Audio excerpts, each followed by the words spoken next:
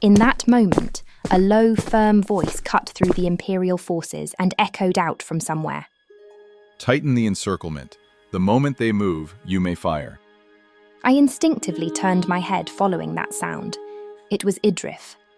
His gaze lingered on our intertwined hands before slowly moving up. He showed no interest whatsoever in where Darren lay collapsed. Quite an interesting performance. A truly ill-matched combination. At Idryph's sarcasm, Edwin spoke cheekily as though enjoying the situation. Now the Imperial forces interfere with romance too. Don't tell me kissing's become licensed as well. I have no interest in what insignificant vermin crawls about with whom. Idryph looked at Edwin as though viewing dust on the street. But if what's beside you is her, that's a different matter. What? That expression. I felt strange. Idryph seemed angry, but it didn't seem to be just because of duty.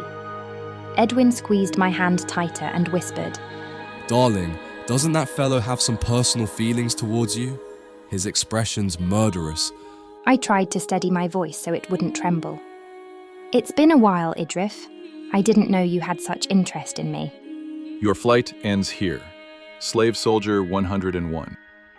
Slave soldier. You still call me that? Idryph pulled something from his pocket and showed it. It was a familiar necklace, the one I'd worn since awakening in this body, the one Edwin and I had sold at the weaponry. You sold Princess Vallentyna's necklace to a fence. If you were truly the princess, you'd never have done such a thing. So, what do you intend? You're going to the palace. He spoke firmly. Follow quietly, and your life will be spared. Edwin interjected with a sneer. Hot, unique courting style, starting straight with kidnapping instead of confession. Hold your tongue. Idryph's expression froze instantly. Before the words had finished, he reached out his hand, and an invisible force slammed Edwin against the wall. Ah! You're noisy.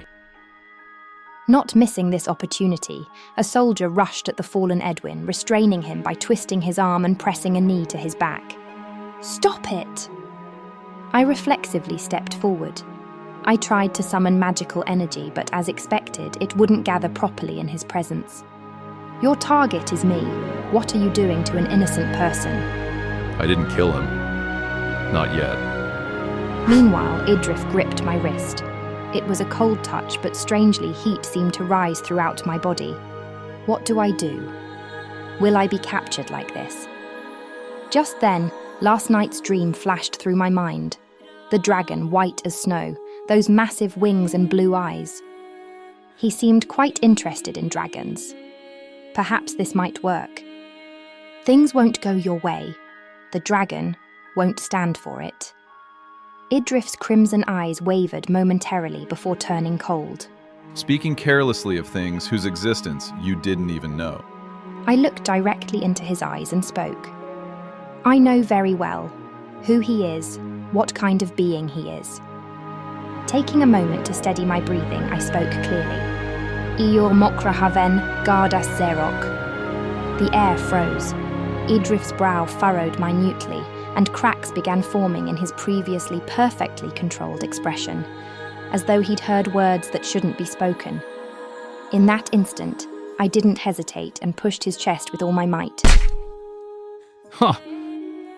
Idryph staggered backwards. Normally, he never would have been pushed back, but he seemed considerably shaken by that name.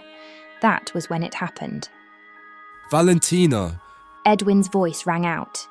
He, who had been lying collapsed, twisted the soldier's arm in one movement and slammed him down, shaking him off before setting off a smoke bomb. Now! Grey smoke exploded outward, instantly filling the narrow alley.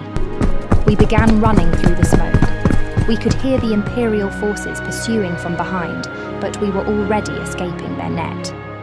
After running and fleeing through the smoke for some time, we finally stopped before a building bearing the sign, Moonleap Guild.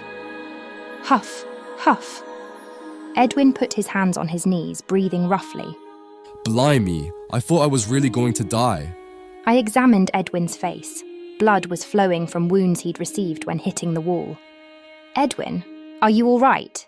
You're bleeding." My hands moved to his face before my words. Before I could touch him, his hand lightly caught my fingertips. Oh, this? Are you worried about me? Edwin wiped the corner of his mouth and grinned. It was that familiar, mischievous smile. Following the hand that held mine, he slowly looked at my face. More than me. How are you? Pardon? After using magic like that, your face has gone completely pale. I thought my breath would stop. My heart hurried to react, and I hastily pulled my hand from his. I'm fine. More than that. I bowed my head apologetically. I'm sorry for making you get hurt because of me. Sorry, nothing, as long as you're safe. But that handsome fella definitely has something with you, doesn't he? I waved my hand, strongly denying it. As if I'd have anything with someone like that. I don't even know if he has emotions. He shrugged and added, Well, doesn't matter. I just need to prove I'm a more interesting man. I fiddled with my collar for no reason and avoided his gaze. The fact that I didn't dislike that statement was true, after all. My busy heart calmed momentarily at his smile. Just then, Dewey cut through the brief silence with a low, anxious voice. So, this place really is safe, right? Edwin put his hand on his waist and spoke. The Guild is a neutral organization independent of the Empire. Once we're inside, even Imperial forces can't touch us carelessly. Right, let's go in. Hasty Cake Club, where every bite is a taste of sweet adventure. Ready for a more adventurous flavor in your life? Subscribe and taste the magic.